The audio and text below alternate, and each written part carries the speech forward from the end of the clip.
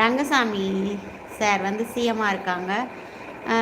பெருமையாக சொல்லிக்கணும் அப்படின்னா, பரவாயில்லையே, நம்ம 12 மணி 1 மணிக்கு கூட சுதந்திரமாக போயிட்டு நம்ம ஸ்விக்கி ஒர்க் பண்ண முடியுது அப்படின்னா, சூப்பர் பாண்டிச்சேரி அப்படின்னு தான் நம்ம சொல்லலாம்.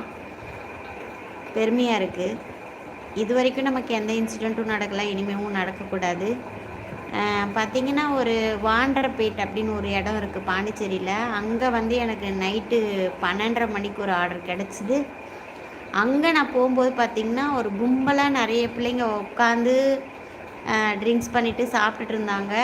அவங்க வந்து, அக்கா நாங்கள் தான் போட்டோம், அந்த அட்ரஸ் இல்லை, இங்கே கொடுங்கன்னு வாங்கிக்கிட்டு நமக்கு பாதுகாப்பாகவும் வந்து நம்ம கையில் ஒரு 50 ரூபா கொடுத்து, பார்த்து பத்திரமா போங்க அப்படின்னு, அம்மா பார்த்து பத்திரமா போங்க அப்படின்னு சொன்னாங்க. அதெல்லாம் பார்க்கும்போது இன்னமும் மனித நேயம் வாழ்ந்து கொண்டிருக்கிறது அப்படின்ட்டு எனக்கு தோணுது. என்ன சொல்கிறதுன்னு தெரில.